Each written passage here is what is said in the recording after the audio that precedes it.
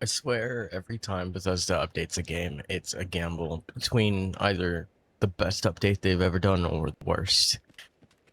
So Fallout 4 got an update on August 18th, which was actually a really, really good one. The BA2 limit has increased from 256 to 1024, literally 4 times what it was before, just about, more or less. Which is especially good when you consider that the Creation Club / Anniversary Edition content takes up about 190 already. So you went from like 2/3 of your limit to about 1/10, which is a huge change, good change. And even better than that, PlayStation now supports archives as well, so custom content. Fallout 4's PlayStation modding scene has always been pretty awful, and now it's more or less up to snuff with every other platform, which is a massive change. The size of creations that can be uploaded by creators has increased, which is good. A couple of small bug fixes, a couple of crash fixes. The biggest thing is the archive limit and PS4, PS5 custom assets. An incredible change. It's probably still going to break my script extender plugin, so I'm not touching it at all, but it is an incredible change. And then we have the Skyrim update that came out on the 20th of August.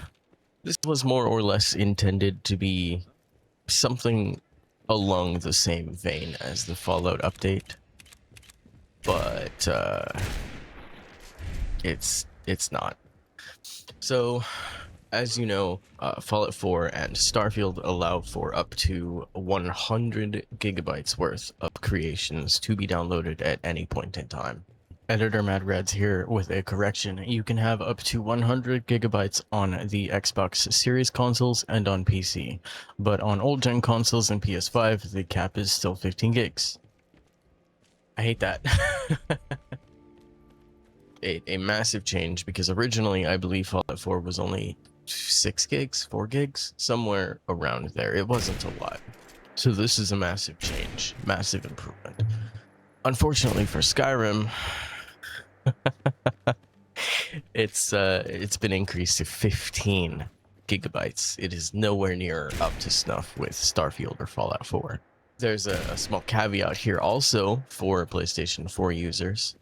Due to differences in platform storage systems, PlayStation 4 creation storage is changed in the following ways. Creation storage expanded to approximately 16 gigs, but the download size may not match the space used because of technical details of the PS4 console's hardware. Essentially, the shorter version to say that is that the size is not going to be the same as what it says it is for downloads. I don't understand this 15 gigabyte limit. I do. What was the point in this update? Other than that, it looks like most of these are just very minor changes. Again, there is a couple of small fixes for crashes, both for the game and the creation kit, a couple of bug fixes. It is a mostly creation-based update, but it just baffles me that they didn't bring Skyrim up to par with why is it 15 gigs on consoles. That's such a strange thing. It essentially breaks every PC user's mod list for no reason at all. This is such a negligible difference, such a negligible upgrade. The Fallout 4 one is incredible.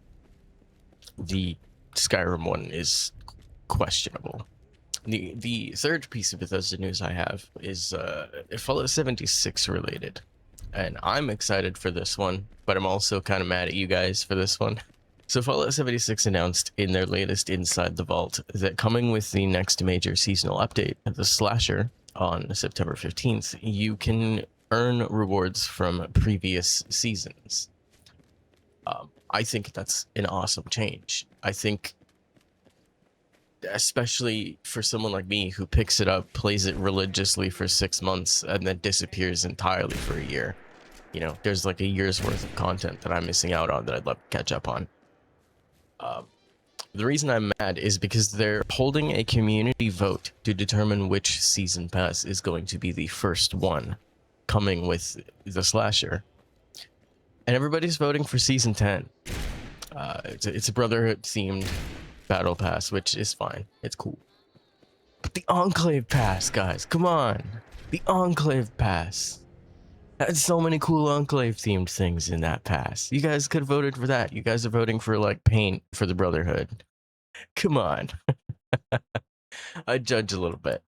I joke. That is an awesome change. I'm very excited to see how that plays out. The downside to this is that it uses the same ticket pool as the regular pass. So unless you are like a religious Fallout player, and I mean religious in a negative, unhealthy connotation, like you are unemployed and this is the only thing you ever do, there's no way that you're going to be able to finish both passes.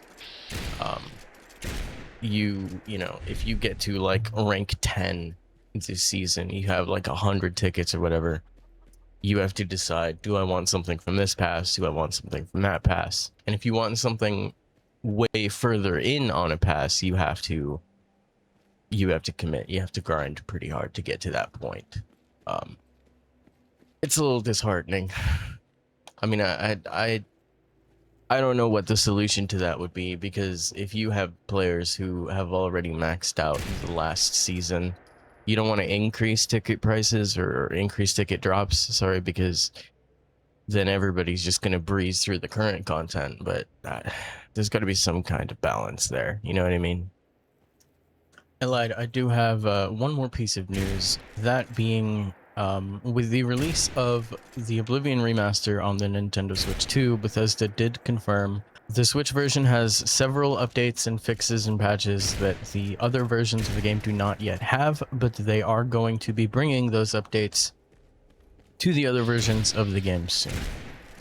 They didn't give us an ETA, they just said soon, which is a little more typical to Bethesda's classic advertising.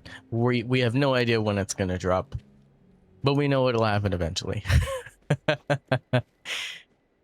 With that said, that is all I have so far for Bethesda news. If anything else comes up, I will keep you posted. But thank you so much for watching. I will see you in the next one. Peace.